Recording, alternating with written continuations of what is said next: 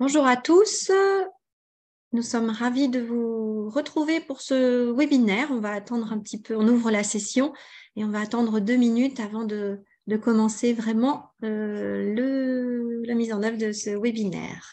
Bienvenue à tous.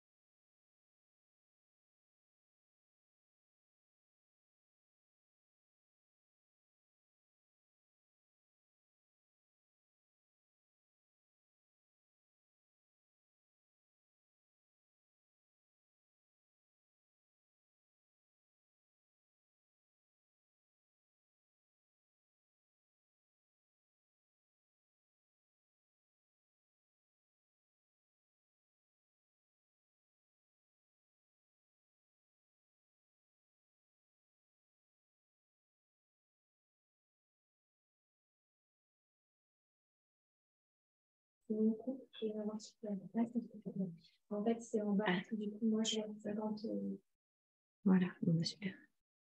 Alors, bonjour à tous. On est ravis de vous retrouver. Donc, les inscriptions, les participants continuent de se connecter. On ne va pas trop tarder à commencer parce qu'on a pas mal de choses à vous dire aujourd'hui.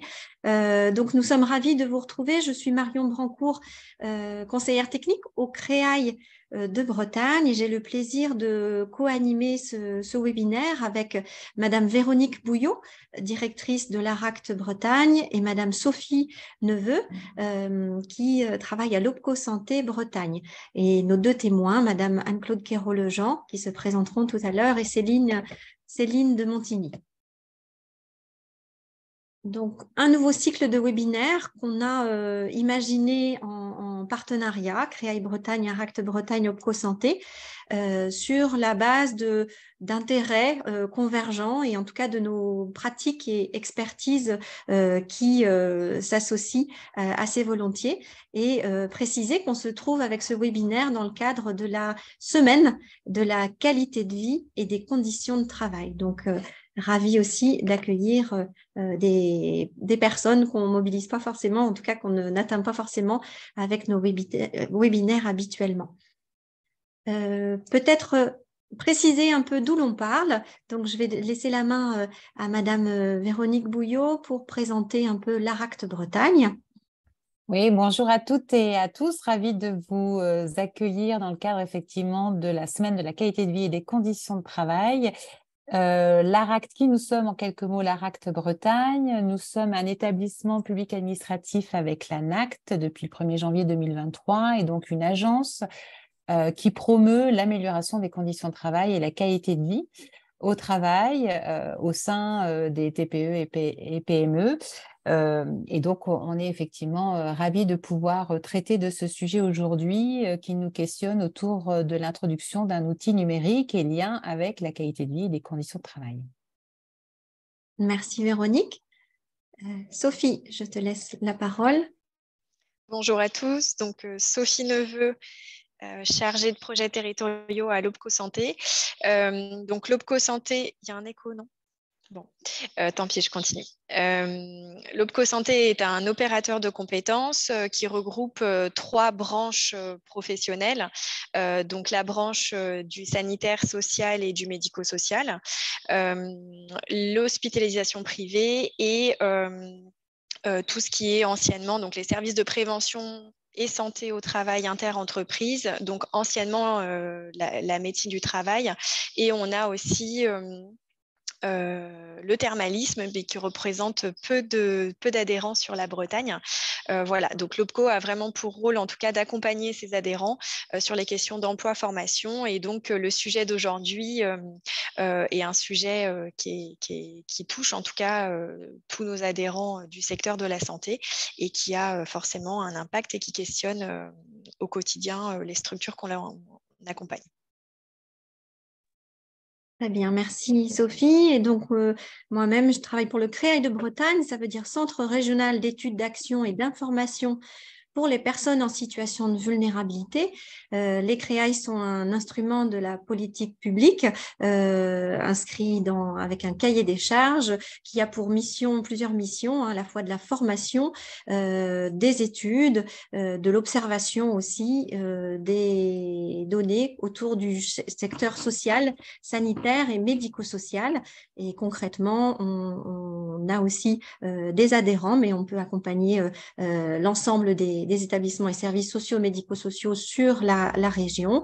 Et on a des activités de formation, d'animation régionale ou d'accompagnement des établissements. On va rentrer sur notre sujet, peut-être en vous questionnant pour mieux vous connaître, sur voilà, votre profil. Les personnes continuent de se connecter. Voilà, un petit sondage, si vous voulez bien y répondre, pour connaître votre profil, savoir à qui nous nous adressons, à la fois en termes de fonction, mais aussi de profil, de secteur. Voilà, donc merci pour vos retours.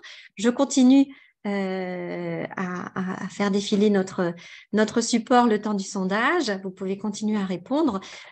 Quelles intentions on a en proposant ces webinaires, à la fois de partager et diffuser des expériences pour le coup d'introduction du numérique dans les établissements pour le sujet qui nous concerne aujourd'hui. C'est bien à partir des expériences de terrain qu'on souhaite capitaliser aussi et valoriser justement les expériences des établissements et des professionnels. Donner à voir aussi des perspectives sans nier les difficultés qui peuvent émerger sur ce sujet. Et puis donner aussi des points de repère pour engager des projets autour du numérique. Avec une petite note, si les témoignages qu'on vous propose aujourd'hui s'inscrivent dans le champ sanitaire, social et médico-social, les éléments partagés, notamment en matière de conduite de projet, sont valables dans tout secteur au-delà du secteur sanitaire, social et médico-social. Je me permets de mettre fin au sondage avant d'aller plus loin dans le déroulé. Voilà, vous avez été quelques-uns à nous répondre. Je partage les résultats des professionnels de direction, la plupart professionnels de service support, que ce soit RH, qualité, des professionnels de terrain un petit peu moins, chargés de mission, coordinateurs et autres. Quant aux secteurs qui sont représentés cet après-midi, le sanitaire pour 7% des participants, le social pour 20% des participants, le médico-social pour 38% et autres secteurs pour 48%. Merci beaucoup de vos retours. Je poursuis. Voilà, en vous énonçant un petit peu le déroulé de notre webinaire. Donc, on est ensemble jusqu'à 15h30. On va poser quelques éléments de cadrage. On s'intéressera et on y consacrera une bonne heure à nos deux témoins. Et puis, on terminera avec des points de repère autour du numérique, essentiellement présentés par Véronique Bouillot dans le cadre d'une expérimentation qui s'est déroulée et qui se poursuit cette année auprès d'établissements et services sociaux et médico-sociaux de notre région. Avant de se lancer, un dernier petit sondage. Si je vous dis numérique, que me dites-vous? À quoi pensez-vous? Il est vrai qu'il y a plusieurs entrées du numérique. Est-ce que c'est le numérique dans l'accompagnement que l'on mobilise, dans l'accompagnement des personnes, ou bien le numérique que l'on utilise pour piloter une activité, pour partager de l'information entre professionnels? On vous propose en tout cas de nous donner un peu à chaud. Vous, quand on vous dit numérique, à quoi pensez-vous? Et n'hésitez pas à passer par la fonctionnalité Q&R, autrement dit questions et réponses du webinaire. On fera un petit tour sur vos appréciations tout à l'heure. Donc, sur la question la thématique qui est la nôtre, le numérique dans les établissements, une opportunité pour améliorer la qualité de vie et des conditions de travail. c'est une question que l'on se pose, que l'on s'est posée communément parce qu'effectivement, les établissements de santé, de manière générale, ou des personnes qui prennent soin d'eux, on parle aussi de care, hein, invitent à renforcer justement l'inscription du numérique dans les organisations, dans les pratiques professionnelles. Ça se traduit notamment par un des outils phares, hein, le dossier unique informatisé. On parle aussi de dossier de l'usager, avec l'idée qu'on souhaite questionner, en tout cas, c'est comment cette évolution d'organisation est considérée dans les établissements, comment le numérique est-il introduit et quels enjeux sous-tendent aussi sa mise en œuvre. Avant de laisser la place à Véronique, la parole à Véronique, un petit détour du côté des questions-réponses et justement de votre appréciation de ce qu'on entend par numérique. D'accord.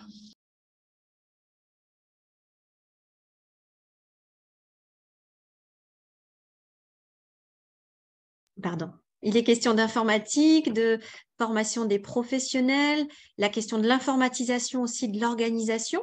On pense à gain de temps aussi quand on évoque la question du numérique, le digital en mots-clés, digitalisation, support, accès facilité à l'information, plutôt des éléments positifs, hein, l'instantanéité aussi, la sécurisation des informations et du partage des informations, l'accès aux services publics, voilà, tout ce qui relève aussi de l'objet, du technique, hein, l'ordinateur, la tablette, le mobile, donc là les outils supports numériques, les écrans évidemment, les réseaux sociaux, la dématérialisation des échanges, voilà, autant d'éléments en fait clés qui nous font écho lorsqu'on évoque la question du numérique. Merci beaucoup.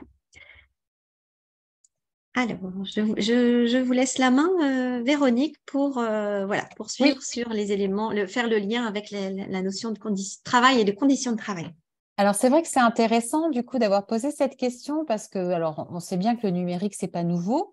Par contre, et notamment au travers des promesses, et on en voit quelques-unes hein, dans le QER en termes de gain de temps, d'optimisation, de fluidité, de sécurisation, mais on évoque assez peu, ou en tout cas on prend peu en compte les risques, et notamment les risques sur les conditions de travail. Et c'est bien nous le positionnement hein, du réseau, de faire le lien entre qu'est-ce que le numérique dans sa diversité, hein, que ce soit en termes de matériel, d'outils, de systèmes, va transformer le travail au quotidien.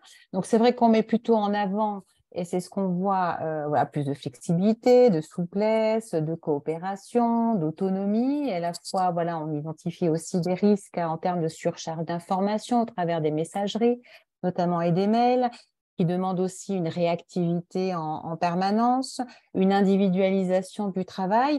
Donc, nous, tous ces éléments-là, c'est ce qui nous fait dire qu'aujourd'hui, cette transformation, elle est beaucoup plus profonde parce qu'effectivement, vous voyez bien que la combinaison de l'ensemble de ces nouvelles technologies, on se dit que ce n'est pas nouveau, mais que cette combinaison, à la fois, quand même impacte beaucoup. On le voit bien les modèles économiques, hein, vous voyez bien tout ce qui est vente à distance. Alors, ça ne concerne pas forcément le médico-social, mais en tout cas, ça engendre des nouveaux modèles d'affaires, mais aussi des nouveaux modèles d'organisation. Et ça, ce que l'on constate, est assez peu pris en compte. Et puis, avec des phénomènes massifs entre est-ce qu'on le subit, voilà, et c'est ce qu'on entend aujourd'hui des professionnels, nous dire mais comment aussi on peut le rendre acteur et s'engager dans ce projet et l'intégration du numérique avec bien sûr des inquiétudes et des incertitudes, et comment faire pour que finalement ces projets d'introduction du numérique, on en fasse de réelles opportunités. Donc c'est toute la question nous qu'on a posée effectivement au travers de l'expérience, et j'y reviendrai tout à l'heure. Et donc, ce qui veut dire que dans notre positionnement, donc c'est la diapo d'après, donc souvent, ce qu'on entend en tout cas, c'est que l'entrée est souvent technique ou techno, voilà, parce que c'est effectivement, on s'appuie sur des concepteurs ou des offreurs de solutions techniques et technologies, et que finalement, dans les conduites de projet, sont assez peu pris en compte la question, comme je le disais, de qu'est-ce qui transforme l'organisation du travail, le travail en lui-même, comment les professionnels sont associés et impliqués le plus en amont possible pour des questions d'acceptabilité, d'utilité, de sens au travail.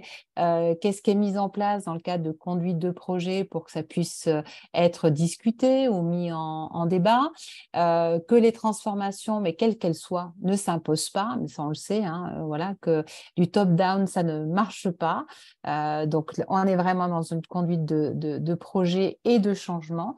Et donc, du coup, comment collectivement on y va et à différents niveaux et ensemble. Et puis, comment faire que ces innovations, elles soient non seulement technologiques, mais également sociales. Voilà, c'est aussi là comment on peut faire évoluer les organisations du travail et faire en sorte que ces outils puissent faciliter soit les coopérations, soit le travail en lui-même, et effectivement répondre aux différentes promesses que vous avez citées dans le QER, du coup, et que les professionnels, vous le verrez tout à l'heure quand je vous restituerai le retour d'expérience, ne voient pas forcément. Donc, vous dire juste pour finir, voilà, que ce que je vais vous présenter, c'est un retour d'expérience en fin de partie de ce webinaire avec 5 structures accompagnées et qu'on a vraiment essayé, voilà, d'articuler le technique et le social en y associant tous les acteurs de l'entreprise de différentes fonctions et voire aussi externes à l'entreprise quand il s'agissait de concepteurs ou d'apporteurs de solutions pour vraiment articuler les questions de en quoi le numérique peut favoriser et améliorer les conditions de travail réelles des professionnels. Voilà, et je laisse la place, je crois, aux témoignages pour entrer dans le vif du sujet. Très bien, merci beaucoup Véronique. Donc on a le plaisir, je vous le disais en introduction, d'accueillir deux témoins qui vont nous évoquer même trois objets de travail. Nous allons organiser en fait ce témoignage dans un ping-pong avec 3 questions, et à chaque fin de questions, on pourra utiliser vos questions à vous participants. Donc là, pareillement, je vous invite à poser les questions que vous poseriez, que vous souhaiteriez poser à nos témoins ou à nous aussi opérateurs via les questions-réponses, et à chaque fin de séquence, on pourra aller les regarder. Je vous propose, mesdames de Montigny et Quérol-Jean, de vous présenter. Peut-être d'abord vous, madame de Montigny, pour nous dire qui vous êtes et d'où vous parlez, s'il vous plaît. Oui, donc bonjour à tous. Donc Céline de Montigny, moi je suis responsable développement et qualité donc, au niveau de l'association 4 volets mouettes. Et nous sommes en phase de déploiement du dossier unique informatisé, donc dossier usager pour une partie, dans un premier temps, de nos établissements, puis pour l'ensemble aussi de l'association par la suite. Voilà. D'accord, donc implantation. Vous êtes implanté dans les Côtes d'Armor avec... voilà. Donc, vous voyez la carte en fait, des différents établissements et services. Donc, on a 11 établissements en tout pour l'association 4 volets mouettes qui, du coup, accompagne des enfants et adultes en situation de handicap sur l'est des Côtes d'Armor, principalement. Voilà. Merci. Pareillement, je vous invite, madame Quérol-Jean, à vous présenter. Bonjour à tous. Donc, Anne-Claude Quérol-Jean. Alors, j'ai mis ma fonction actuelle et puis mes fonctions hier, puisque c'est pour celle d'hier que j'ai été sollicitée pour témoigner aujourd'hui. Et en même temps, on ne se refait pas dans un parcours professionnel. Comme ces sujets m'intéressaient, voilà, vous parlez aussi de la manière dont ça se passe dans mes fonctions actuelles. Donc, je suis déléguée territoriale Bretagne pour le groupe SOS, mais également directrice d'établissement en protection de l'enfance, sur les Côtes d'Armor également, donc Saint-Brieuc, Loudéac, entre autres de l'accueil de jour. Donc, dans ce cadre-là, on a un dossier informatisé sur un service qui a ouvert en 2018, donc assez récent. Et auparavant, j'étais directrice d'un réseau de santé autour des troubles du neurodéveloppement de l'enfant. Dans ce cadre-là, je participais à la dynamique régionale autour de l'Union des réseaux de santé bretons, qui aujourd'hui sont peut-être pour ceux qui connaissent les plateformes territoriales d'appui ou les dispositifs d'appui à la coordination. Et on avait, en lien avec les autres acteurs comme les Mayas, par exemple, mis en place un groupe de travail autour des nouvelles technologies de l'information et de la communication et un dossier patient partagé, comme on l'appelait à l'époque. Et j'étais membre du comité d'orientation du JCSI Santé Bretagne, qui est un acteur incontournable aussi sur cette question-là en Bretagne est souvent méconnu, en tout cas historiquement sanitaire, donc méconnu du monde social, plus particulièrement, je dirais, encore aujourd'hui. Très bien, merci. Alors, en première question, et je vais d'abord m'adresser à vous, Madame de Montigny, pourquoi justement vous avez mobilisé un outil numérique? Alors, du coup, dans le cadre du dossier informatisé des personnes, c'est vrai qu'on a pu répondre à un appel à projet, donc ESMS numérique, un appel à projet national organisé par la CNSA. Je crois que c'était en 2021, donc ça me demande un petit peu de temps, qui nous a permis, en fait, avec plusieurs associations et ce qui regroupe en fait Handicap 22, notamment. Donc, on s'est regroupé à 4 associations, ce qui représente 30 établissements et services médico-sociaux. C'était un impératif pour pouvoir répondre à cet appel à projet. Et donc, du coup, c'était une vraie volonté aussi des 4 associations de travailler ensemble, parce qu'on a déjà l'habitude, par le biais d'Handicap 22, de travailler ensemble. Mais sur ce sujet numérique, qu'on soit une petite, moyenne ou un peu plus grosse association, finalement, on avait tous un peu les mêmes besoins. C'est-à-dire de pouvoir lancer plusieurs établissements pilotes, pouvoir vraiment utiliser un dossier usager informatisé. Et on était intéressé aussi le fait de se regrouper pour pouvoir partager nos expériences et nos expertises, notamment. Donc voilà, actuellement, on est finalement dans une phase de finalisation du paramétrage de ce fameux logiciel. Donc il y a toute une étape avant déjà de construire l'appel à projet. Ensuite, quand on a été accepté, de pouvoir mettre en œuvre tout ce qui est maîtrise d'œuvre et puis choisir le logiciel. Et donc, on a dû faire un appel d'offres, donc chose auquel on n'est pas du tout habitué dans le secteur. Et puis là, donc, on est vraiment un peu plus dans le cœur du sujet, puisque maintenant, on travaille avec notre éditeur logiciel pour pouvoir vraiment déployer ce fameux logiciel donc, sur nos établissements pilotes. Voilà. Donc, on est dans cette phase-là. On est encore en cours, ce n'est pas finalisé. Du coup, c'est assez intéressant aussi de pouvoir témoigner à ce moment-là. Voilà.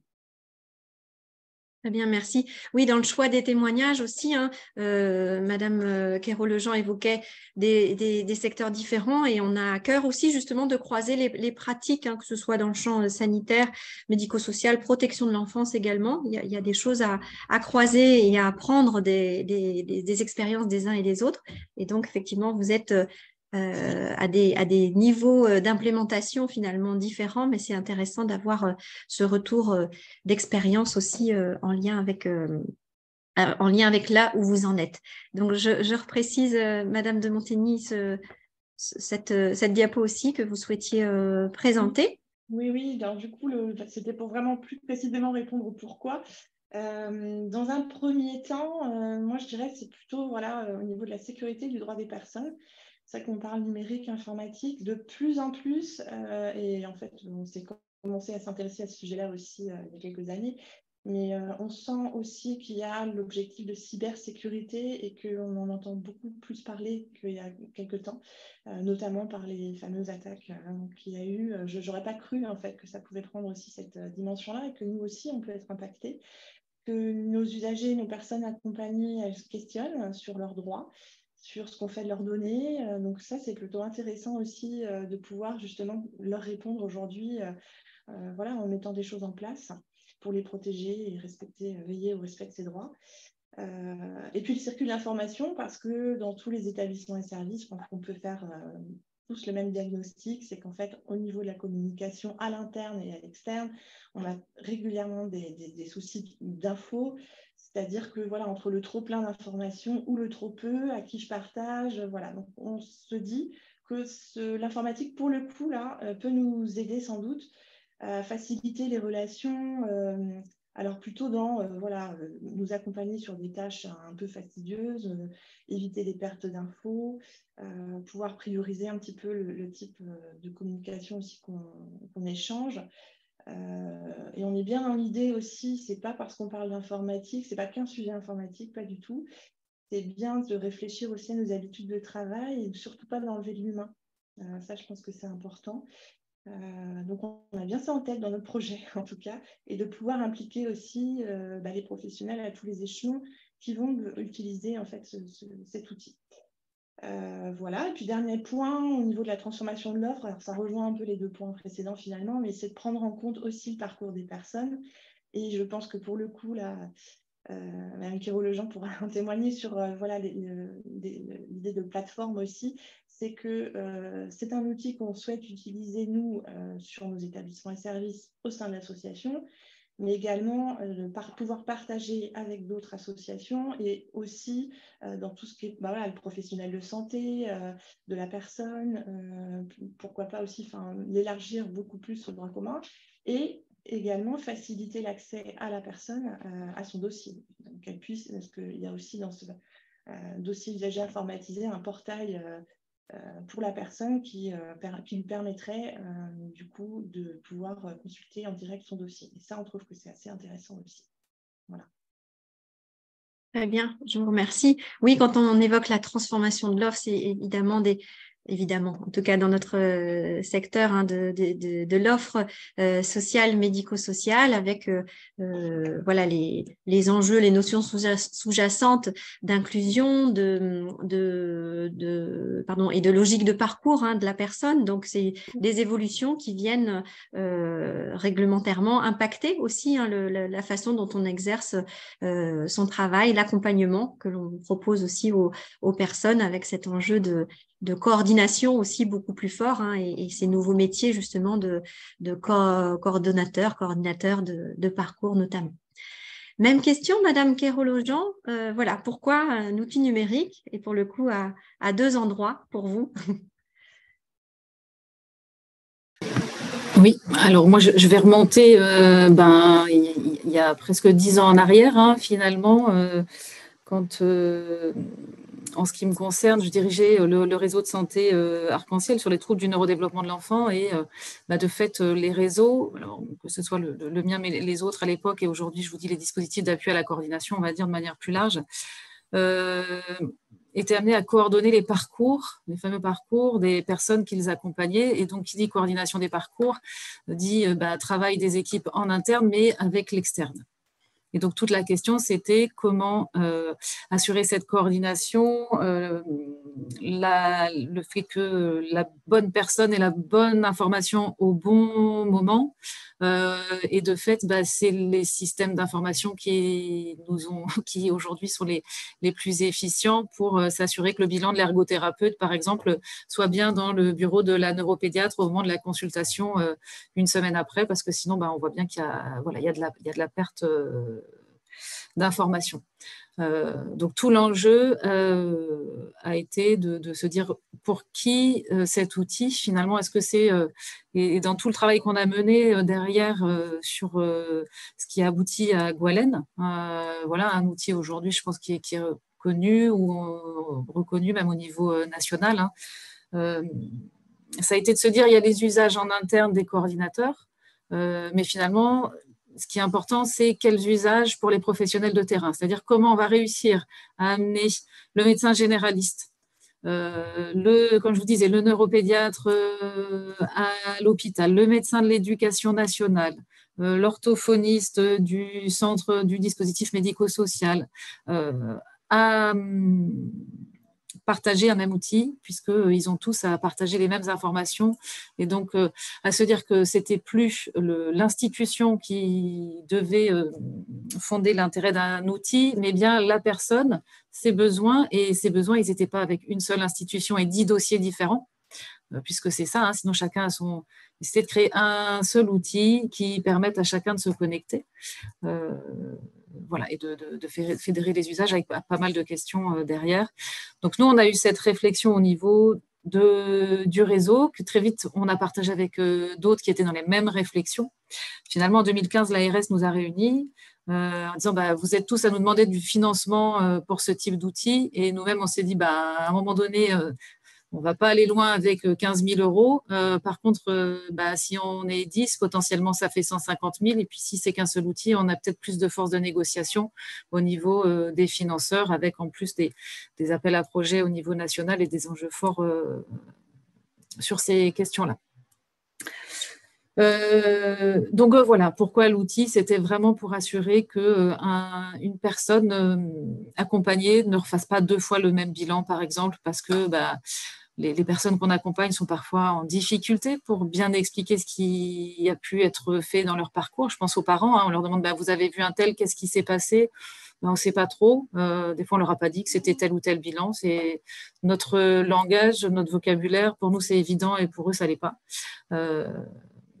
Et donc, voilà, d'éviter des redondances de bilan. Typiquement, c'est un peu basique, mais faire 2 fois le même bilan dans une même semaine, ça n'a aucun sens. Qui plus est, regarde des problématiques de démographie médicale qu'on connaît aujourd'hui. Donc voilà, je ne sais pas si j'ai répondu là. Je faisais une petite synthèse. Donc, c'est un même outil, un outil simple. Toute la difficulté aussi, de ces projets, c'est d'accepter que chacun accepte de renoncer, parce que souvent, on veut y mettre beaucoup de choses.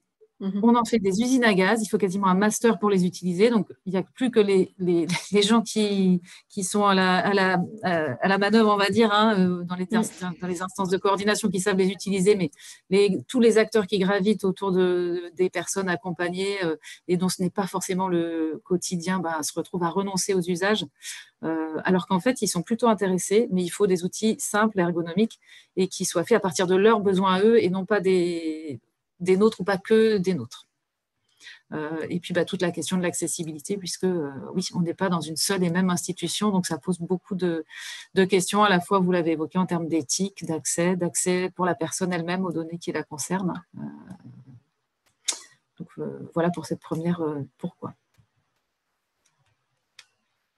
Je reviendrai après, parce que je veux vous regarder c'est vrai que sur l'outil en protection de l'enfance qu'on a là aujourd'hui, la question 2018, donc c'est voilà, plusieurs années après, elle se pose totalement différemment, parce que là on est sur un outil plutôt intra et qui paraît assez évident aujourd'hui aux professionnels, avec tout l'intérêt sur une ouverture de dispositif, de pouvoir tout de suite mettre le pied à l'étrier aux équipes et partir sur des bonnes pratiques. On ne part pas avec un passif. Donc ça facilite quand même les choses au niveau du dossier informatisé. Mais je dirais quand même un décalage pour moi, de mon point de vue, entre la santé, par exemple, et le social aujourd'hui, puisque j'ai fait les 2 environnements. Et au niveau social, la question du secret professionnel, alors même qu'on a des outils juridiques qui permettent le partage d'informations à caractère secret, il reste des freins, dans le secteur social et une méfiance plus importante, je trouve, autour du partage d'informations vers les partenaires extérieurs, alors même qu'on a des enfants, pour le coup, en très grande vulnérabilité, des parents aussi, et il y a vraiment besoin qu'on coordonne nos actions. Très bien. Merci beaucoup. Effectivement, ça fera partie des enseignements aussi de la troisième, la question à suivre. Je vois pas, on constate pas de questions. N'hésitez pas à les poser dans les questions-réponses, mais je vous laisse la main, Véronique, pour la suite. Pour poursuivre avec nos 2 témoins, sur une deuxième question, donc vous nous avez parlé du quoi, et on serait intéressé par le comment.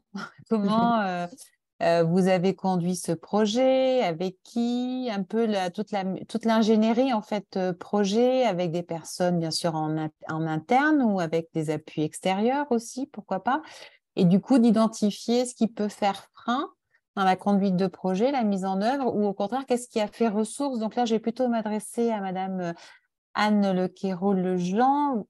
Voilà, moi, je suis assez curieuse d'entendre comment vous avez fédéré l'ensemble des usages de l'ensemble des professionnels et métiers, parce que déjà, quand on est au sein même d'une même structure, avec des professionnels et des métiers différents, voilà, c'est pas ça. Là, voilà, on sort de la structure. Donc, voilà, comment vous avez procédé, peut-être par étapes, je sais pas, par phase. Qu'est-ce qui a fait frein, qu'est-ce qui a été ressource, ou peut-être des points de vigilance que vous souhaitez nous partager sur la conduite, là, plus sur le comment on y va. Comme je vous le disais, nous, on avait déjà une organisation, mais ça fait écho à Handicap 22, sur Quatre-Vaux, les Mouettes, mais une union régionale.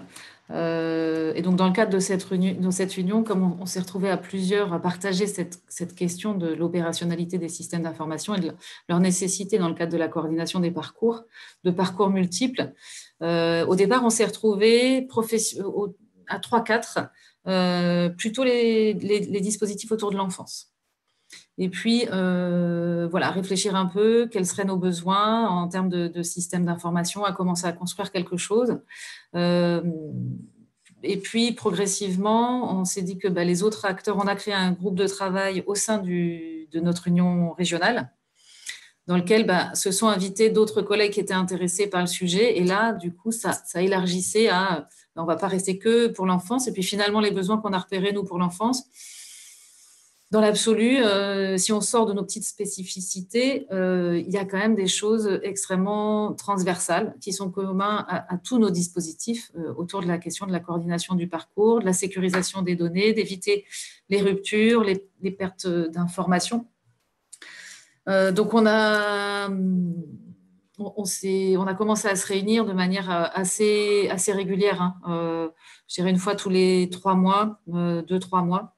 De manière soutenue, et puis avancer petit à petit avec des comptes rendus, des relevés de décision, des comptes rendus de réunion, des présentations de points d'évolution au niveau de l'union régionale lors des assemblées générales, par exemple, pour toujours garantir d'avoir un collectif.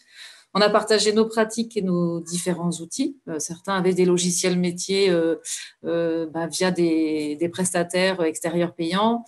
Moi, j'étais déjà à ce moment-là membre du comité d'orientation du GCSI Santé Bretagne. Et c'est vrai que je trouvais assez légitime d'aller s'appuyer sur l'expertise du GCS, qui était quand même, il faut le dire, c'est un petit peu du côté de l'ARS, un acteur qui est censé fédérer, partager, mutualiser les moyens en région Bretagne.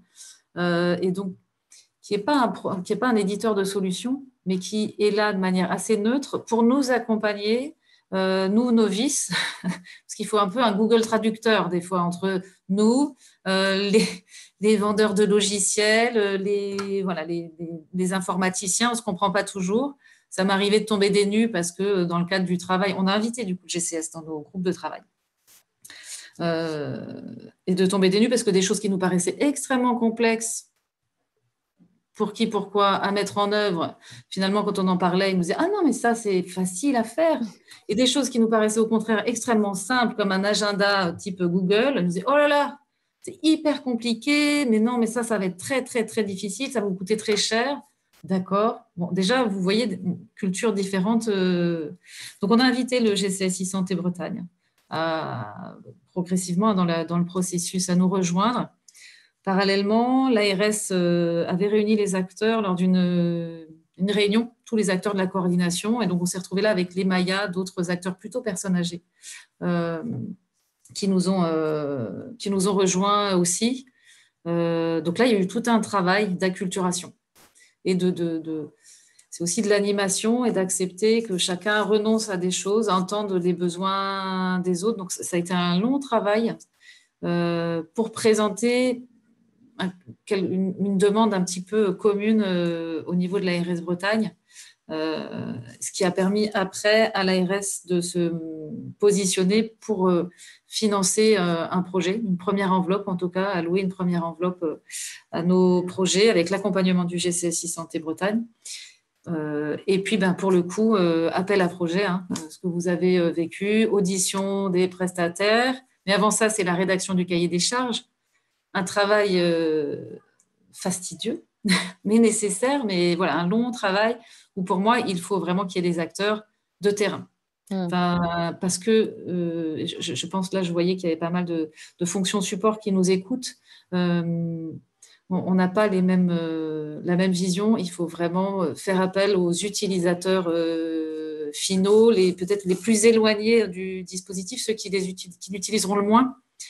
Parce que c'est à partir de cela qu'on verra si l'outil il va fonctionner ou pas. Si eux s'y retrouvent pas, si c'est trop compliqué de se connecter et qu'il faut faire 15 000, ça ne marchera pas. Et voilà, on avait quelques expériences un peu qui avaient fonctionné. On avait fédéré 200 professionnels libéraux, plusieurs institutions qui s'étaient connectées. En commençant peut-être par la messagerie sécurisée, puisque la question des usages me paraît essentielle. Il faut qu'il y ait une plus-value. Il faut identifier quelle va être la plus-value pour le professionnel et vraiment réussir à la valoriser au niveau des utilisateurs. Il faut que la balance, on trouve une manière de déséquilibrer la balance en faveur du système d'information. Donc là, dans ce que j'entends, et peut-être que vous l'y rajoutez, mais en tout cas, j'entends moi une phase d'état des lieux, voilà, à partager, avec l'appui dès le départ aussi d'intervenants extérieurs, un peu experts sur le sujet, voilà, pour vous aider à aussi vous acculturer, hein, voilà, du sujet.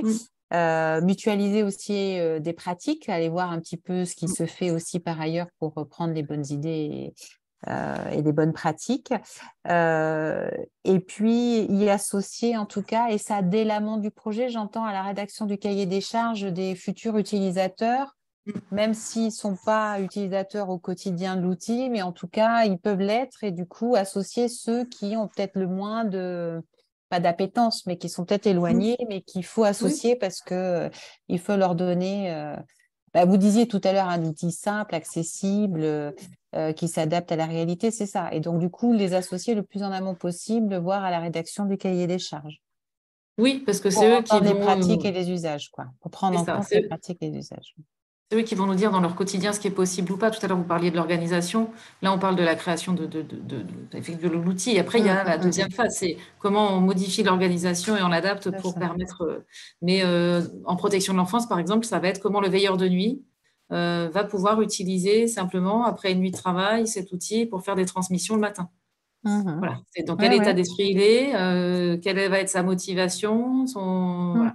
Et comment on rentre dans l'outil, s'il faut remplir 15 000 informations d'abord, ce ne sera pas fait. Or, pour que ces outils fonctionnent, il faut que tout le monde y participe. C'est tout le monde ou personne. Donc, je parle des utilisateurs terrain, mais les cadres intermédiaires, pareil, doivent être convaincus et porter le projet. Sinon, ça ne peut pas marcher, en fait. Et donc, voilà, entre les directions, les ambitions…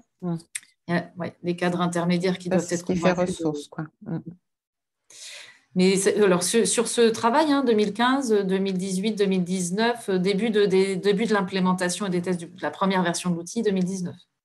D'accord. Donc, ça, c'est un processus quand même où il faut être patient, finalement, entre la genèse du projet et puis le choix des prestataires, les négociations entre les uns et les autres. Donc là, vous mentionniez des points de vigilance, c'est ça? Voilà, peut-être, oui, le plus en amont ou pendant, voilà, la vétusté du matériel, parce que des fois, on veut mais quand il faut que l'ordinateur mette 10 minutes à s'allumer et puis que la connexion Internet n'est pas bonne et que ça décourage. Donc, on essaye une fois, deux fois, puis trois fois, puis après, voilà. Et c'est vrai que là encore, en fonction de là où on est dans l'organisation, on ne se rend pas forcément compte. Je pensais, dans le cadre du projet, là, par exemple, on avait obtenu avec la direction académique le financement du renouvellement des PC pour les médecins scolaires. Parce qu'en fait, voilà, ils n'avaient pas vraiment d'outils et surtout pas d'outils performants. C'était un peu leurs outils. Donc, ça avait permis de trouver des financements pour que tous les médecins scolaires. Ça, c'est une vraie plus-value et puis une motivation pour les acteurs, du coup, parce qu'ils ont un bénéfice secondaire. La question des mises à jour régulières, souvent, je pense qu'on connaît tout ça dans nos organisations, les antivirus qu'on n'a pas mis à jour, la secrétaire a demandé, mais on n'a pas pensé, et puis voilà, ça bug, les mises à jour qu'on ne fait pas parce que c'est jamais le moment. C'est vrai que là, il faut qu'il y ait une politique RH claire et exigeante en fait sur ce sujet-là pour que ça pour que ça fonctionne. Donc, le rôle des secrétaires et alors des secrétaires, je dis secrétaires, mais là aussi, ça dépend de l'organisation, qui va être à quel endroit pour appuyer. Il y a en interne, et puis derrière, sur les fonctions support peut-être externes, il faut que qu'il y ait quelqu'un puisse très vite intervenir et quand un problème se présente. Ouais.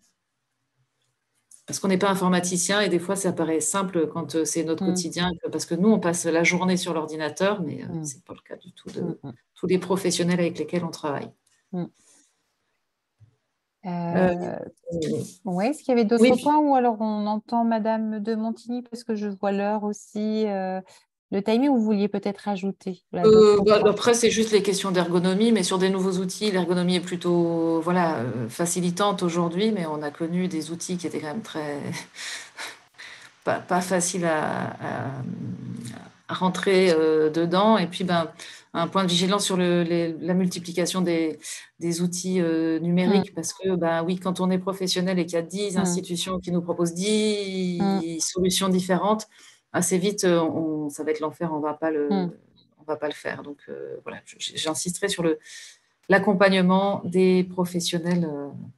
Plus. Ouais, plus. Merci. On va poser la même question à Céline de Montigny. Voilà, vous disiez tout à l'heure, quand vous avez présenté le quoi, que vous vous aviez impliqué à tous les échelons. Justement, voilà, dans la conduite de projet, comment ça s'est passé? Alors du coup, initialement, on s'est regroupé nos 4 associations pour répondre à l'appel à projet parce qu'en fait, on utilisait dans quelques-uns de nos établissements un logiciel. Voilà. Et donc, on s'est dit, on va travailler ensemble, on va continuer avec ce logiciel. Voilà. Et finalement, on s'est rendu compte que l'appel à projet était très cadré et donc, ce fameux logiciel ne répondait pas forcément à tout. Donc, il a fallu qu'on réfléchisse un peu plus ensemble sur ce qu'on voulait et comment répondre. Et donc, on a impliqué aussi, on a fait des groupes de travail, un COTEC, un COPIL, et on a également réuni un peu des utilisateurs clés dans les différents domaines, donc au niveau médical, au niveau de l'accompagnement éducatif, au niveau administratif, pour justement faire ce choix de logiciel. On a assisté à des démos ensemble. On avait mis des sondages en place pour avoir le recueil de leurs avis, leurs questions. Donc ça nous a vraiment guidés, j'ai envie de dire. C'est eux qui nous ont guidés. Ça nous a aidés donc, avec ce cadrage justement de l'appel à projet. Mais pour le coup, on allait bien plus loin que notre volonté initiale on a le même logiciel, on bosse ensemble. On a été beaucoup plus loin et je pense qu'on est gagnant là-dessus, c'est certain. Et puis la dynamique, je dirais que le pendant de ça, c'est qu'en fait, comme on a démarré dès la réalisation de l'appel à projet, pour les professionnels, c'est très long parce qu'en fait, ils sont dans l'attente. Ils ont réfléchi justement ils ont été engagés dans la réponse à l'appel à projet. Ensuite, cette réponse. Ensuite, on a dû faire l'appel d'offres, donc le choix d'éditeur, tout ça. Et c'est vrai que c'est un petit peu, pour le coup, ils ont hâte. Et le risque, le point de vigilance qu'on a, nous, c'est de se dire il y a des fortes attentes et donc il faut vraiment qu'on soit vigilant à bien informer tous les professionnels et puis que ce n'est pas l'outil miracle non plus. Il y aura sans doute, on le sait, des choses à faire évoluer. Donc voilà. Et puis, donc, le fait de constituer une grappe d'établissements, au tout départ, on se dit, voilà, on prend le même environnement, on va avoir le même logiciel, c'est formidable, sauf que ce n'est pas aussi simple. Et on n'avait pas du tout, malgré qu'il y avait un responsable SI dans la boucle, mais on n'avait pas forcément perçu autant la technicité qu'il pouvait y avoir derrière tout ça. Il y a un chargé de projet un peu SI qui a été recruté pour nous accompagner justement dans le déploiement et le paramétrage, et c'est indispensable. J'ai mis un petit dessin à l'actif de mon projet parce qu'en fait on peut très vite se faire embarquer par les éditeurs, par ce cadrage assez fort, dans un côté très technique qui fait qu'on ne sait plus trop comment on fait nos choix ou autre. Et je pense qu'on a vraiment besoin de compétences de mettre à place tous nos réseaux. Alors, c'est tout bête, mais c'est vrai que le côté matériel, analyse du matériel de chacun de nos systèmes et de notre réseau informatique, il est indispensable aussi. Et ça, on n'avait pas perçu à quel point ça pouvait être. Voilà, donc c'est ce côté, oui, technique, suivi de paramétrage, déploiement, qui prend beaucoup de temps et qui demande des compétences spécifiques qu'on n'a pas, souvent qu'on n'a pas. Nous, d'ailleurs, notre association, nous n'avons personne vraiment. Donc ça, c'est vraiment une ressource perçue à chaque fois, un appui extérieur quand même, ou alors un recrutement interne qui puisse faire le lien, le facilitateur, quoi, l'intermédiaire pour... Soit tiers, en fait, parce que finalement, nous, le fait d'avoir quelqu'un qui intervient pour tout l'ensemble de la grappe, c'est bien aussi parce qu'il est pas pour une asso ou une autre, voilà, il est un peu détaché de tout ça. On s'est appuyé aussi sur le GC Assistanté, effectivement, qui, de la même façon, vraiment apporte des conseils et des outils intéressants.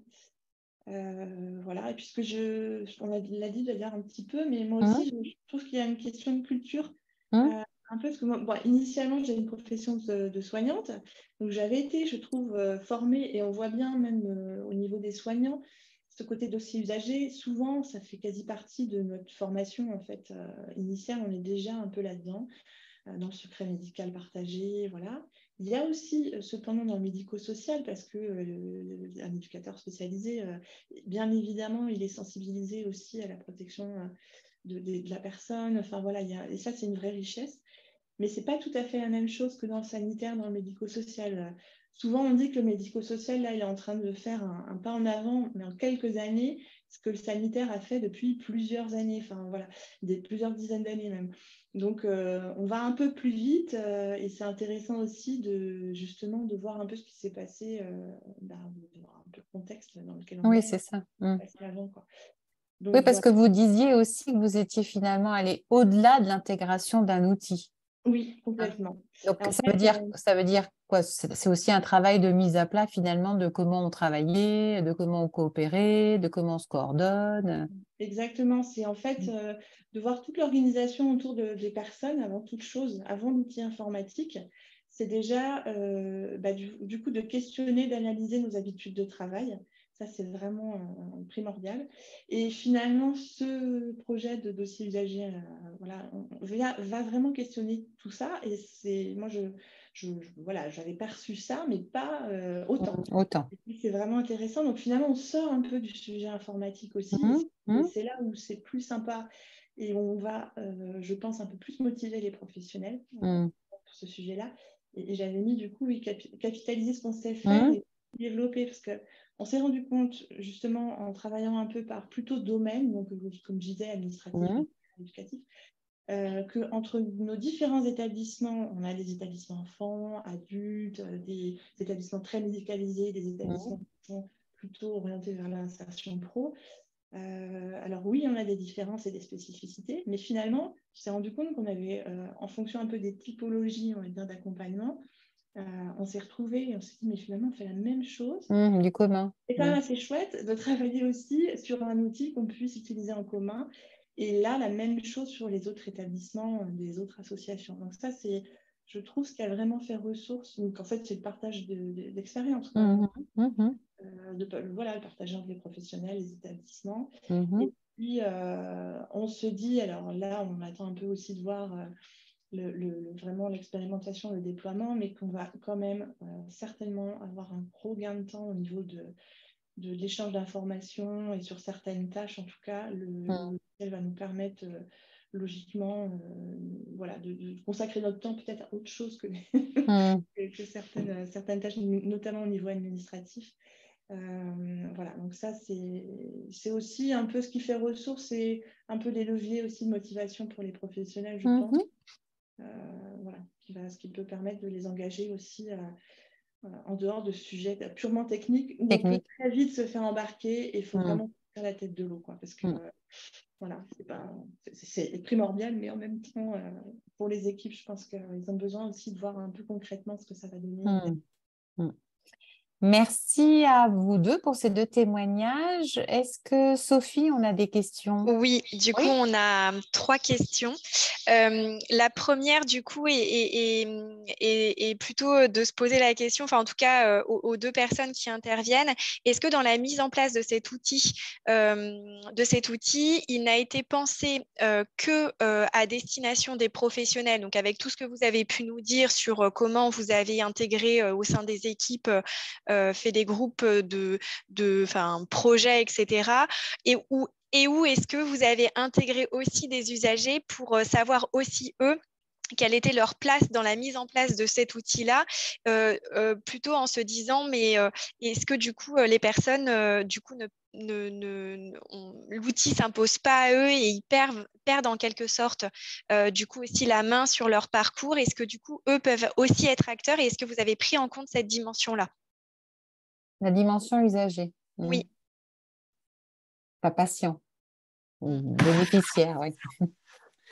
Moi, je peux rebondir à l'époque sur le SI parcours, Gwenolaine, il y avait bien une entrée, il y avait 3 entrées possibles pour se connecter. Il y avait tout l'enjeu justement de permettre que les personnes elles-mêmes puissent accéder à leurs données. Et donc, il y a un portail usager, un portail professionnel, puisqu'après, on n'avait pas tout à fait les mêmes fonctionnalités pour les deux. Après, la place des usagers dans le projet, elle intervient dans un deuxième temps, parce que sur toute la première partie, c'est un peu difficile, ou en tout cas à l'époque, c'était un peu difficile. Je pense qu'aujourd'hui, nos organisations sont plus en capacité de penser la place des personnes accompagnées dès le début du projet. C'est comme pour les professionnels. Voilà, c'est la question des usages et des usagers, c'est les professionnels et les...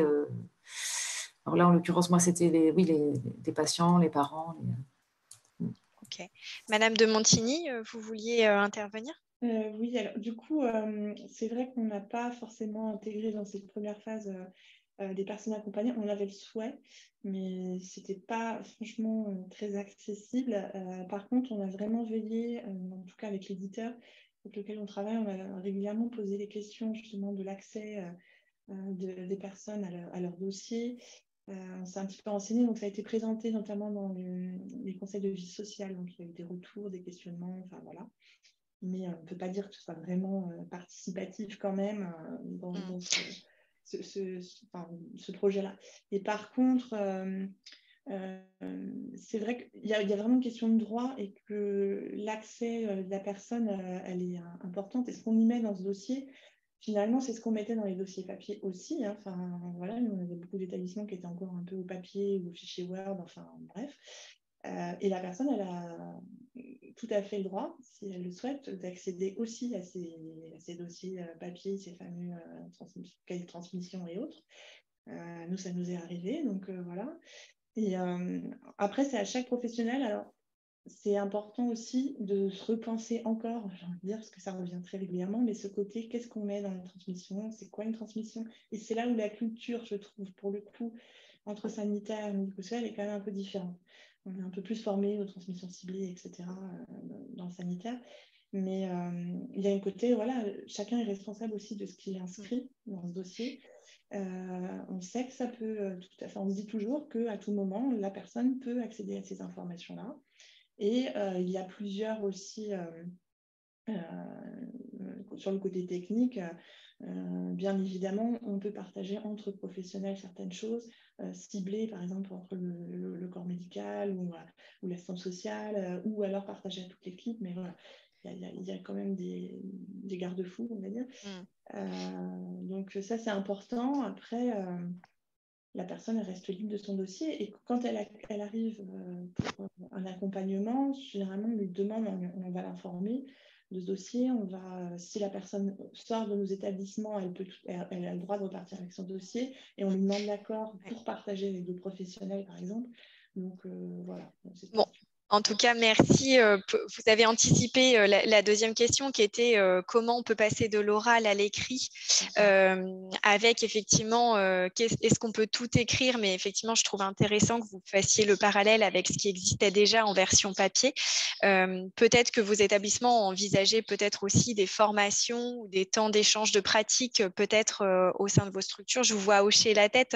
On ne va pas pouvoir du coup prendre trop de temps parce que dans le timing, on est déjà assez serré, mais du coup, voilà, il y a peut-être ces modalités-là. Et puis, il y avait aussi la question, la toute dernière, qui était sur est-ce que dans ce type de projet et cette mise en place de cet outil-là, est-ce que du coup, le temps de traçabilité, enfin en tout cas des transmissions, est pris en compte dans l'organisation de travail? Parce que je pense que aussi les équipes ou des professionnels peuvent avoir aussi certaines réticences parfois, et notamment cette question-là. Alors peut-être, voilà, 30 secondes pour répondre si oui ou non dans le projet, vos établissements, vous avez pris en compte, on ne pourra pas y consacrer voilà, trop de temps de réponse, mais peut-être au moins pour répondre à l'oral. Oui, oui, alors du coup, effectivement, c'est une question qui est venue très rapidement et qui est complètement légitime aussi, c'est-à-dire, est-ce que je vais avoir un temps lors de mon début de prise de poste et à la fin, par exemple, pour faire mes transmissions? Et là encore, en fait, oui, on le faisait aussi avant, alors peut-être moins automatisé, on va dire, mais oui, donc ça, c'est des choses qu'on prend en compte, qu'on va prendre en compte en tout cas, parce que si on veut que l'outil soit utilisé, il faut aussi pouvoir donner les moyens pour le faire. Et donc, bien évidemment, que ces temps de transmission, il y a des réflexions là-dessus autour de ça pour qu'on puisse détacher du temps en tout cas. Voilà. Merci. On passe à la troisième question. Oui. Marion, c'est à toi. Très bien. Ben voilà, pour terminer sur votre témoignage, l'idée c'est de pouvoir retenir quels enseignements justement vous tirez du déploiement, soit vécu ou en cours, hein, de l'implémentation du DUI, document unique informatisé, dans votre structure. Et j'interrogerai d'abord Céline de Montigny. Oui, alors du coup, rapidement, en fait, pour retenir un peu cette expérience, c'est que, on l'a déjà dit un peu, mais nous, on s'est dit que vraiment, il faut qu'on ait quelqu'un dédié sur le système d'information, parce que là, aujourd'hui, on parle de dossiers usagers, mais en fait, il y a plein de sujets sur lesquels ça devient vraiment indispensable, et notamment tout ce qui est RGPD particulièrement. Et puis voilà, en une phrase, c'est que le meilleur des outils n'est pas adapté sans une analyse et une prise en compte des habitudes de travail. Ça, c'est vraiment primordial, c'est un préalable. Et parce que on peut avoir un superbe outil, mais s'il ne convient pas à notre organisation ou si on ne l'a pas fait évoluer, en tout cas en fonction, ça peut pas fonctionner en fait. Donc ça, c'est vraiment important. Et puis, du coup, l'importance de bien expliquer aux équipes c'est quoi un dossier usagé, parce que souvent, on s'est rendu compte aussi en les impliquant et qu'on avait plein de questionnements, donc ça c'est super. Il y a vraiment des attentes. On pensait avoir plutôt des réticences et finalement, il y a plutôt de l'envie. Mais pour le coup, il faut aussi bien expliquer à quoi ça va servir, qu'est-ce que ça veut venir remplacer. Enfin, voilà, un petit peu enlever les clichés, les représentations et puis pouvoir présenter vraiment ce que c'est aux professionnels. Ça, c'est important. Et en fait, finalement, l'enjeu, c'est de faire parler les gens, voilà, et de faire évoluer justement nos outils en fonction de leurs habitudes de travail. Donc, on a bien vu, nous, l'intérêt d'une réponse partenariale, clairement. Et puis, le côté, voilà, c'est très bien, par exemple, le SMS numérique. Nous, on a vraiment saisi la perche parce qu'on n'avait pas du tout de financement dédié et on ne pouvait pas, sans s'appel à projet, financer un dossier usager sur l'ensemble de l'association, par exemple. Mais pour autant, là, cet appel à projet, il nous permet de financer l'outil, mais il y a tout ce qui est à côté aussi, donc en termes RH, en termes de compétences notamment, en termes de temps. Donc, je dirais qu'il y a trois choses. Il y a le pilotage du projet, il y a la partie technique et puis le côté budget du logiciel, du matériel. C'est vraiment un petit peu trois niveaux. Et pour le coup, là, on n'a pas franchement de financement et il va falloir un petit peu militer, je pense. Voilà. Merci. Vous évoquez effectivement l'enjeu de faire parler, de parler de son travail, des espaces de discussion finalement aussi qui sont des moments pour échanger sur le travail, ce qui n'est pas forcément aussi dans la culture des professionnels du social et médico-social, d'arriver à identifier ce qui est beaucoup invisible aussi dans la relation d'accompagnement. En tout cas, c'est aussi ce qu'on peut rencontrer dans les accompagnements qu'on peut faire auprès des professionnels. C'est pas forcément aisé de pouvoir donner à voir, valoriser, expliciter finalement ce qui est de l'ordre de l'accompagnement de la relation, ce qui se joue finalement dans l'accompagnement. Même question pour vous, Madame Quérault-Lejean. Voilà, quels enseignements vous tirez de vos expériences autour du DUI? Donc je rejoindrai ce que dit la collègue, hein, c'est pas magique et ça remplace pas le travail de terrain. Ça nécessite vraiment de repenser, de bien penser l'organisation et notamment les espaces, qu'est-ce qui est, voilà, le temps dédié, parce que ça prend du temps. De renseigner tous ces documents et en parallèle de travailler avec les équipes sur le temps gagné et sur quoi on va avoir de la plus-value. Et en termes on était sur la question de la qualité de vie au travail, hein, c'est pour moi éviter les ruptures, notamment dans le cadre d'un collègue absent, d'avoir la traçabilité des données sécurisées. Ça fait baisser le niveau de stress parce qu'on sait que si un collègue n'est pas là, quelqu'un d'autre a l'information. Moi, en tant que cadre, je suis d'astreinte, où que je sois, j'ai aussi accès à un niveau d'information structuré, de qualité, complet, ce qui me permet aussi de prendre des décisions éclairées, de ne pas forcément toujours les décaler. On les décale si besoin, mais donc, ça permet ça. Je prenais des petits exemples pour les collègues sur la rédaction des rapports d'échéance, qui sont des écrits chez nous qui vont au juge des enfants, par exemple, de pouvoir filtrer tout le cahier de liaison et de revenir. C'est un travail d'objectivation. On se dit, tiens, on rédige plus le rapport à partir de l'événementiel et de ce qui s'est passé les 3 dernières semaines. Ça nous permet de revenir à un historique et de se dire, ah mais oui, on est parti de là et finalement il s'est passé ça et ça et ça, et on a toujours l'impression qu'on va garder la mémoire, notamment des événements importants. C'est faux. On est des humains, justement, on n'est pas des machines, et voilà, on filtre, on retravaille l'information au fur et à mesure de l'année, et de pouvoir retracer ce fil-là. Je trouve que c'est extrêmement intéressant, tous les petits outils que l'on a. Et je trouve également intéressant parce que ces outils nous donnent, à nous, là, sur le volet pilotage, beaucoup de données. Et souvent, les professionnels, la donnée, ça ne leur parle pas. Ils ont l'impression que ils ne savent pas trop ce qu'on en fait.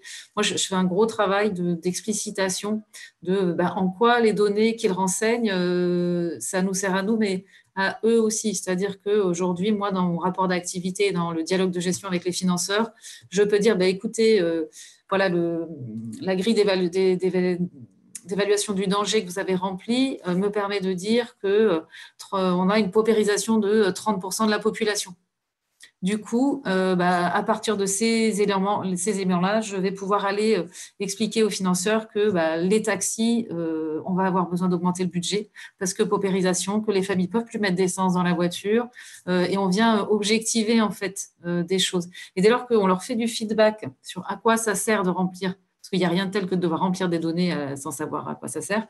Par contre, dès lors qu'on responsabilise les gens et qu'on les met dans le système de réflexion, on leur dit, mais moi, ces données, voilà pourquoi j'en ai besoin pour valoriser votre travail. Vous le retrouvez dans le rapport d'activité pour analyser la population et prévoir demain quels seront les besoins.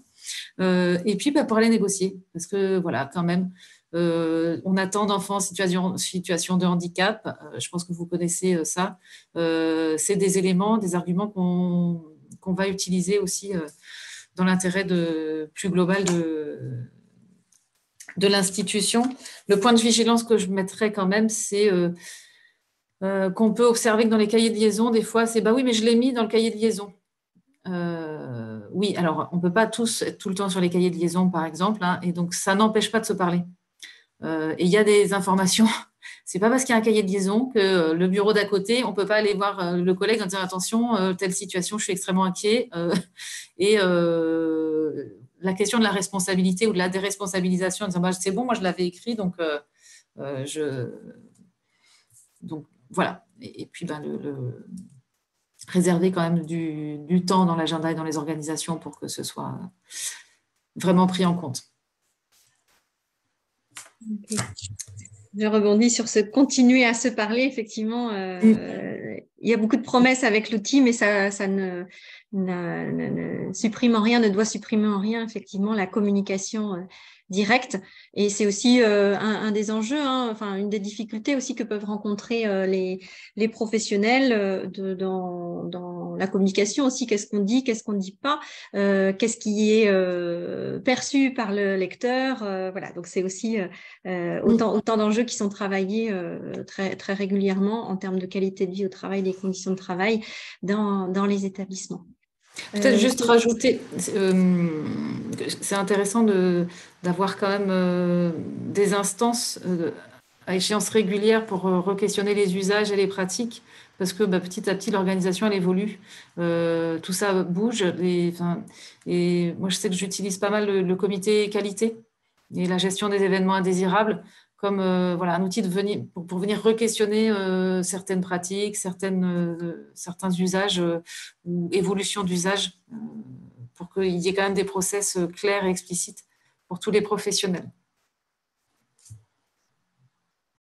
Vous avez apporté effectivement pas mal d'éléments autour de la qualité, et puisque les établissements et services sociaux, médico-sociaux sont aussi ont vu évoluer le processus d'évaluation de la qualité, effectivement, ça renvoie à cette instance et cette notion d'amélioration continue en fait de la qualité dans laquelle les établissements aussi sont engagés. Merci beaucoup, mesdames, pour vos témoignages. On a une question qu'on gardera peut-être pour suite à l'intervention de Véronique. Je vous laisse, Véronique, poser quelques points de repère. Donc, ce que je vais vous partager va faire écho à tout ce qu'on a pu entendre. Donc, c'est issu d'un premier volet d'un dispositif national de la Direction nationale de l'offre de soins qui a mandaté le réseau ANACT-ARACT pour mener à la fois des explorations en 2022 et des expérimentations en 2023-2024 sur le lien justement numérique et qualité de vie et les conditions de travail. Donc, ça répond à la question, en tout cas ça se veut traiter la question qui est posée dans le QR. Donc là, aujourd'hui, ce que je vais vous partager, c'est un retour d'expérience de 5 structures parmi les 56 structures qui ont été accompagnées au niveau national, mais qui finalement partagent un peu les mêmes retours. Donc, les acteurs mobilisés en Bretagne, dans le cadre de cette exploration, en tout cas, c'est bien évidemment une action en partenariat avec l'ARS, et vous l'avez dit, vous l'avez cité à plusieurs reprises, l'acteur du JCS e-santé en Bretagne. Et puis, donc, côté partenaire, et puis dans les structures, vous voyez, plutôt médico-sociales, 5 structures qui ont été mobilisées et surtout 3 personnes dans chaque structure, donc un trinôme qui implique à la fois un acteur de direction, un représentant du personnel et un référent numérique ou un professionnel encadrant. Donc, l'idée du trinôme, elle est aussi intéressante, mais vous l'avez dit, du fait que ça ne soit pas juste les équipes techniques ou de direction en charge du projet, mais bien le plus possible pour que ça diffuse et que ce projet soit le plus transversal possible, qu'il y ait bien un groupe d'acteurs internes qui puissent le piloter. Donc voilà, ça c'est un peu le projet. Donc qu'est-ce qu'il en ressort assez rapidement? Ça a été dit aussi, je crois que c'est Madame Quérault Lejean, sur la question des usages. En fait, c'est pas trop... parce que les premiers constats, c'est pas des questions autour de l'outil, même s'il y en a, mais c'est bien quand même sur la question des usages, avec des situations constatées qu'on a pu nous observer, en tout cas, de faible usage du numérique, qui questionnent quand même comment justement l'introduction de ces outils ont été accompagnés dans le cadre d'un projet ou d'une conduite de changement.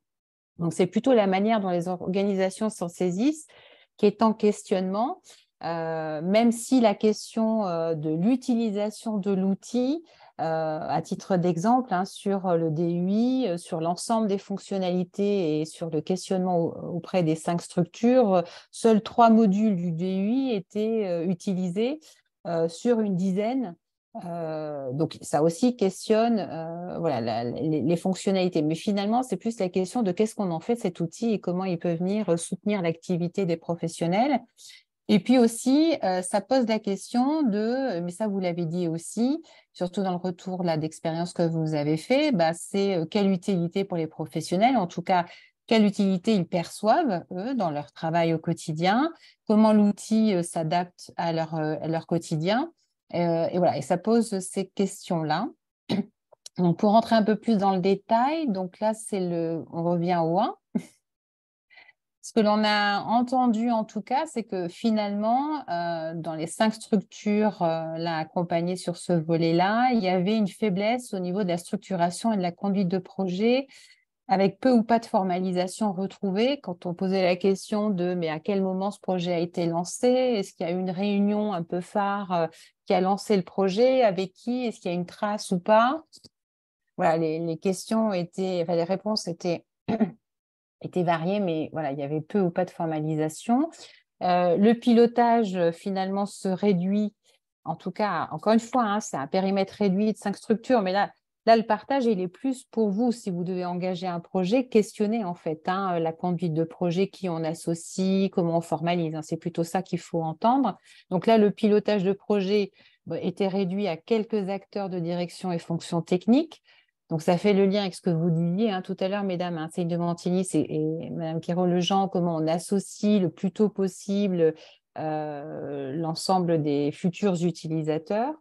Peu de mise en discussion aussi durant les projets numériques, c'est-à-dire qu'on conduit les projets, mais finalement, on partage peu le pourquoi, la finalité. Alors, qui peut être un peu macro, la finalité, c'est-à-dire qu'on entend la direction des directions se dire oui, vous l'avez dit, pour une question de sécurisation, comment on accompagne cette logique de parcours de patient, comment on se coordonne mieux.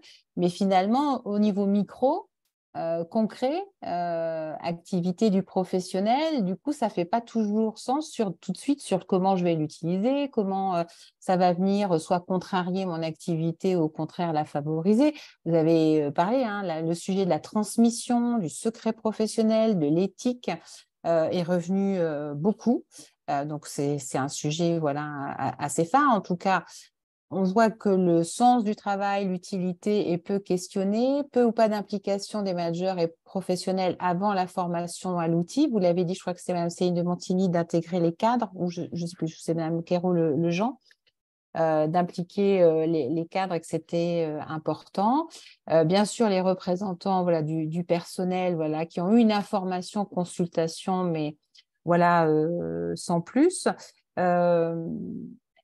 Ce qui est aussi important, c'est aussi comment on peut associer à certaines étapes du projet des partenaires externes qui, à un moment donné, vont être soit destinataires ou vont devoir contribuer à ces outils. Donc, comment on peut les mobiliser dans le projet. La diversité des populations en termes de compétences, métiers, âge, parcours, statut, parce qu'effectivement, on pense que tout le monde a de l'appétence ou des compétences sur le sujet, et que les outils numériques aujourd'hui ne sont pas forcément intégrés dans tous les métiers. Et ça peut être des freins, effectivement, même s'il y a une volonté d'eux, mais c'est comment on prend en compte cette diversité. Et puis, les délais courts. Alors là, je ne sais pas ce que j'ai entendu de vos 2 expériences, où c'était plutôt des processus longs. Là, à l'inverse, sur les 5 structures accompagnées, on était plutôt sur des délais très courts entre on donne le go, on y va, et le déploiement. Et donc, en quelques mois.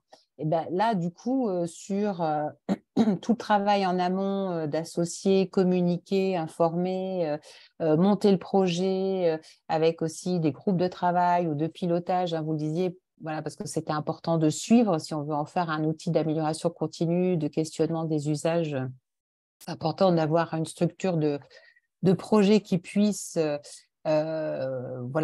suivre l'avancement du projet. Là, sur les délais, c'était plutôt court.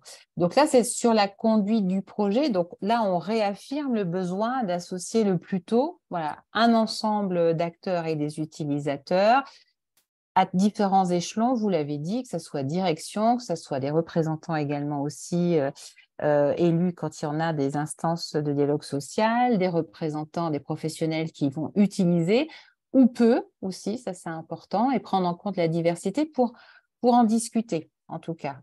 Et de formaliser, vous l'avez dit aussi, je crois que c'est Madame Quérault-Lejean qui disait c'est important de formaliser avec des comptes rendus, des relevés de décision pour suivre. Hein, donc ça, voilà, ça c'est important. Donc ça, c'était voilà, ce qu'on a constaté en enseignements principaux sur la première partie. Et puis la deuxième, c'est comment, vous l'avez dit aussi, c'est-à-dire que l'introduction d'un outil numérique, voilà, forcément, a des effets sur l'organisation. Et donc, comment on va venir questionner ça? Comment on va faire en sorte que le numérique soit plutôt, que la promesse soit tenue, justement, par rapport aux effets attendus. Et là, voilà, ça pose des questions à prendre en compte quand on accompagne ces transformations et sur le travail.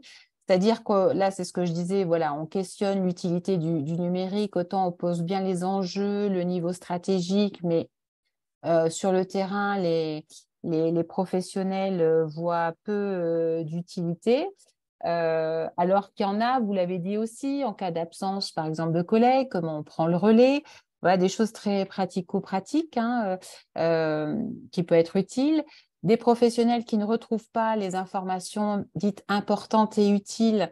Donc ça fait le lien avec ce que vous avez mis en place ou les questions qui étaient posées, de dire, déjà, faut-il se dire, c'est quoi des informations utiles et importantes? Re-questionner voilà, les pratiques, hein, vous l'avez dit, parce qu'il y avait des pratiques de saisie sur du papier ou des carnets de liaison. Mais là, ça vient re-questionner sur qu'est-ce qui est transmissible ou pas, quel est le niveau d'information à saisir ou pas, et puis entre l'écrit et l'oral aussi. Voilà, c'est ce que vous disiez, c'est-à-dire que ce n'est pas parce qu'il y a de l'écrit qu'on peut pas se passer des consignes aussi et continuer aussi à s'en donner à l'oral. Je crois que c'est Marion qui disait d'aller voilà, dans le bureau d'à côté pour dire à sa collègue, voilà. Donc, ça, c'est important. Donc, il y a un vrai écart entre ce qui peut être perçu comme important et utile pour les différents professionnels. Donc, ça peut être un objet voilà, de discussion et de travail. Encore une fois, la prise en compte de la diversité, ça c'est aussi important parce qu'il n'existe pas un homme standard ou une femme standard. Et donc, il faut voilà, mettre tous les usagers autour de la table. Alors, ce qui est aussi intéressant, c'est qu'aujourd'hui, dans ce que j'ai entendu, c'est que le DUI, mais c'est logique puisqu'il répond à l'objectif du parcours du patient, du bénéficiaire. Donc, l'entrée, c'est le dossier patient. Là où les salariés nous remontent en disant, mais finalement, ce qui serait peut-être le plus utile pour moi quand j'arrive le matin, c'est d'avoir l'ensemble de mes patients, donc plutôt une entrée salariée, où j'ai ensuite l'ensemble de mes patients pour que j'organise finalement ma journée ou voire ma semaine.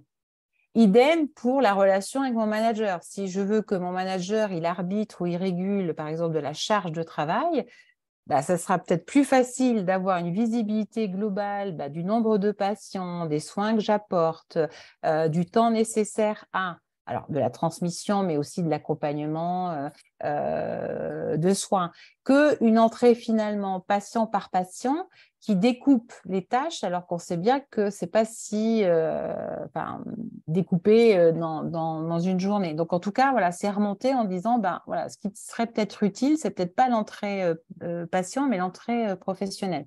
Et à la fois, on entend que les objets, l'objectif de cet outil, c'était plutôt poursuivre le patient. Alors, des incompréhensions, mais vous l'avez dit aussi, liées au vocabulaire utilisé par l'outil. Hein, quand vous dites qu'il faut un traducteur, je pense que vous faites référence à ça, ou un intermédiaire, ou un médiateur, ou un facilitateur, parce qu'effectivement, ça ne correspond pas toujours à voilà, la pratique métier et puis suivi d'activité par le manager. Voilà, j'en ai parlé. Ça renvoie aussi à la construction des outils, mais ne serait-ce que des trucs, pas des choses basiques, hein, des déroulants, des menus déroulants. On ne s'y retrouve pas forcément dans les catégories qui sont identifiées ou proposées pour saisir telle ou telle information, voilà, ou des termes qui ne sont pas en lien avec la réalité du métier ou qui ne collent pas aux situations en tout cas. Dernier, je crois, sur la page suivante. Toujours, voilà, donc en théorie, effectivement, tout se passe bien, on en a déjà un peu vécu, mais dès qu'on se retrouve dans les situations réelles de travail, l'utilisation n'est pas toujours satisfaisante. Donc, ce qu'on s'est aperçu, je ne sais pas si ça vous le constatez aussi de votre côté, c'est qu'il y a un outil qu'on met en place et que comme il n'est pas satisfaisant, on va venir compenser. Et on va venir compenser par l'utilisation d'autres outils, les fichiers Excel ou le mail, parce que je veux transmettre une info que je ne peux pas mettre dans l'outil, donc je compense en passant par d'autres moyens. Voilà, donc ça, c'est aussi des constats. Donc, j'en parlais tout à l'heure, entre l'écrit et l'oral, ça pose des questions sur la formalisation et des questions de responsabilité de celui qui écrit et de celui qui interprétera en le lisant. Donc ça, vous l'avez évoqué aussi. Des usages très individualisés en fonction des personnes, des fonctions services, parce que les formations, en fonction de là où vous êtes et du métier et de votre usage, doit être adaptées au plus près des pratiques et d'utilisation, parce que sinon, on peut former X jours, mais si ça ne correspond pas à votre réalité, c'est vite oublié. Et puis, des écarts, parce que comme vous l'avez dit aussi, comme on est dans une conduite de changement, l'outil qui re-questionne nos pratiques et puis fait évoluer, et ça c'est le côté positif aussi, peut permettre aussi de se re-questionner sur les façons de faire et du coup d'optimiser, de mutualiser, de progresser en matière d'organisation du travail. Et puis, une transformation des métiers peu anticipée, je le disais, par rapport à des compétences à acquérir en fonction des métiers qui ne se résument pas à 2 jours de formation sur l'outil. Là, on est bien sur l'entrée fonctionnalité, mais pas usage. Donc, je reviens et je confirme qu'il faut bien aller sur les usages. Des phénomènes de glissement de tâches aussi. On parlait tout à l'heure de crainte, d'incertitude ou de peur. Il y a eu ça également aussi. Par exemple, des secrétaires médicales, parce que le médecin qui, alors là, je ne parle plus de DUI, mais de tout ce qui est enregistrement de compte rendu, c'est le médecin qui le fait et du coup, des inquiétudes, notamment des secrétaires médicales qui ne se saisissent plus du compte rendu. Donc, ça peut être un gain de temps aussi pour faire autre chose, mais à la fois, ça fait partie des tâches et des missions de ce métier-là. Et donc, des craintes, ça peut générer des craintes sur le devenir de certains postes. Et puis, alors, là où on y voit plutôt aussi un gain pour favoriser la relation du patient et son suivi tout au long de son parcours, ça peut être aussi perçu comme un frein, en tout cas dans la relation à l'usager, où c'est un peu un intermédiaire, l'outil numérique ou l'utilisation du numérique. Quand on est en situation de 15 minutes d'un rendez-vous et qu'on prend 5 minutes déjà pour saisir dans l'outil informatique, je crois qu'on a tous vécu ça à titre personnel, mais là, c'est raconté en tout cas et ça questionne la relation qu'on veut établir avec le patient également. Voilà, donc c'est quelques exemples. Alors, ça a le mérite d'objectiver peut-être tout ce que vous entendez et vous permettre peut-être de le questionner plus précisément ou d'être attentif si vous avez à conduire des projets.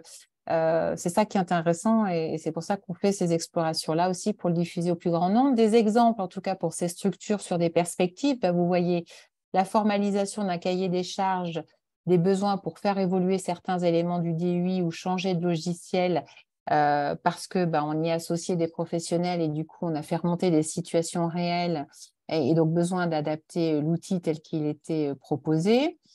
La création d'un poste de chef de projet numérique, je ne sais plus qui en parlait, je crois que c'est Céline de Montigny qui a créé un poste, c'est ça, de chef de projet SI. C'est dans le cadre de la grappe, en fait. Ah, c'est dans le cadre de la grappe, voilà, donc c'est dans le cadre de la grappe, mais là, vous voyez aussi également en interne, ça s'est imposé aussi finalement. Des formations renouvelées et des temps de discussion, on l'a dit, pour mettre au cœur le numérique, mais pas que. Vous voyez, ça peut être aussi l'opportunité de re-questionner le travail et comment il est fait et avec qui. L'expérimentation d'une messagerie sécurisée instantanée pour un nouveau périmètre avec une conduite de projet voilà, qui a permis de mettre en discussion avec des partenaires du territoire. Donc, on a intégré là aussi des personnes extérieures à l'établissement. Et puis aussi, on parlait de la diversité des métiers et des populations. Là, en l'occurrence, un travail aussi de construction des usages du DUI avec notamment les agents hôteliers pour qu'on prenne en compte, eux, à quel moment ils vont utiliser l'outil, comment ils l'utilisent, pour y faire quoi, et pas de manière peut-être régulière, et comment on prend en compte aussi leurs besoins pour qu'ils y trouvent un peu d'utilité et de sens. Voilà. Donc, assez rapidement, voilà, c'était pour vous partager, mais finalement, les témoignages nous ont permis déjà de mettre en avant un certain nombre d'éléments que je vous présente là, un peu objectivés, qui fait la synthèse de tout ce qu'on a pu vous dire jusqu'à maintenant. Merci beaucoup, Véronique. Alors, on a pour tradition de terminer nos webinaires en vous donnant quelques ressources pour éventuellement aller plus loin. Et là aussi, en croisant nos regards, nous, partenaires. Donc, je vais proposer à Sophie, du côté de l'Opco Santé, de nous proposer quelques ressources pour aller plus loin. Oui, vous retrouverez dans cette slide, en tout cas, l'offre de l'OPCO, en tout cas, une première partie à destination des adhérents de l'OPCO avec un certain nombre de choses comme la plateforme de formation en ligne LMS qui regroupe un certain nombre de formations qui peuvent être intéressantes pour les équipes, mais aussi tout l'accompagnement au sein des établissements qu'il peut y avoir quand vous avez des projets tels que celui-là de la part de mes collaborateurs qui sont en contact direct avec les établissements. Et vous retrouverez aussi, et là ça peut concerner du coup d'autres structures, des ressources de commentaires sur le site internet. Alors je vous en ai mis 2. Un rapport sur les prospectives métiers de la santé 2040, mais surtout et aussi une étude sur les besoins en formation et d'accompagnement induits par le digital. Vous aurez bien évidemment les liens quand vous aurez le document support et vous y retrouvez l'étude, la deuxième que je vous ai parlé, c'est 170 pages avec aussi des éléments qui peuvent être intéressants à regarder quand vous mettez en place ce type de projet. Voilà, pour faire court. Merci. Côté CREAI, quelques ressources aussi, plutôt proposées par les agences ou des institutions qui facilitent aussi le développement du numérique, le programme ESMS numérique porté par la Caisse nationale solidarité et autonomie. Vous y retrouverez aussi là sur leur site beaucoup d'éléments qui vous permettent de mettre en œuvre ces projets numériques, de vous aiguiller. Et puis une étude là pour le coup qui est un premier état des lieux mis en évidence par l'ANAP, l'Agence nationale de la performance sanitaire et médico-sociale, qui est tout récent aussi, décembre 2022, et qui peut venir étayer aussi l'installation de projets numériques. Et pour le coup, j'ai ajouté, sans aller plus loin non plus, mais formation du côté de la formation et des études, plutôt là des éléments autour du numérique dans l'accompagnement social et médico-social. Donc, comment on peut utiliser le numérique pour faciliter et notamment le travail autour des réseaux sociaux, évidemment, qui est une thématique souvent identifiée comme problématique par les professionnels. Et côté ARACT. Voilà, du coup, vous vous posiez peut-être la question à quoi nous servons ARACT Bretagne.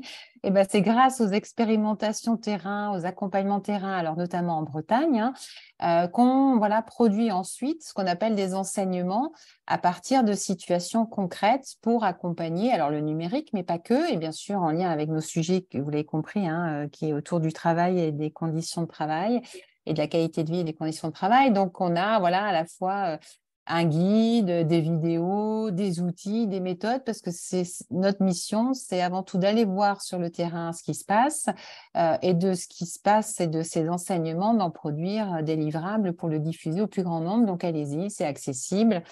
Sur nos sites internet, vous aurez les liens. Et notamment, je vous conseille, même si c'est dans le secteur du bâtiment, mais c'est ouvrir la boîte noire, qui est une méthode qui permet justement de re-questionner en amont ou pendant ou même après un projet, de re-questionner un petit peu comment on a conduit ce projet-là en termes d'utilité, d'acceptabilité, d'adaptabilité, toutes ces questions qu'on doit se poser en amont et qui peuvent vous servir pour vous guider. Voilà. Et puis, on a des chargés de mission qui peuvent répondre à des questions sous forme de conseils, d'orientation vers ces ressources, sachant que nous, on poursuit notre expérimentation en 2023-2024. Donc, on se retrouvera certainement très prochainement et ça fait lien avec la dernière page. Oui. Eh bien, merci. On arrive à la fin de ce webinaire. J'espère que vous aurez recueilli du matériau. Merci beaucoup, mesdames Céline de Montigny et Anne-Claude Quérault-Lejean pour vos riches témoignages, pour la synthèse aussi, Véronique, et les apports. Merci, Sophie. Un prochain rendez-vous est fixé pour notre webinaire commun le 4 octobre. Le thème n'est pas encore tout à fait défini et c'est pourquoi on vous invite à répondre à l'enquête de fin de webinaire. Justement, c'est à partir de vos besoins qu'on construit ces temps de partage et de réflexion. Merci beaucoup. Je vous souhaite une belle après-midi et à bientôt. Au revoir. Au revoir. Au revoir. Au revoir.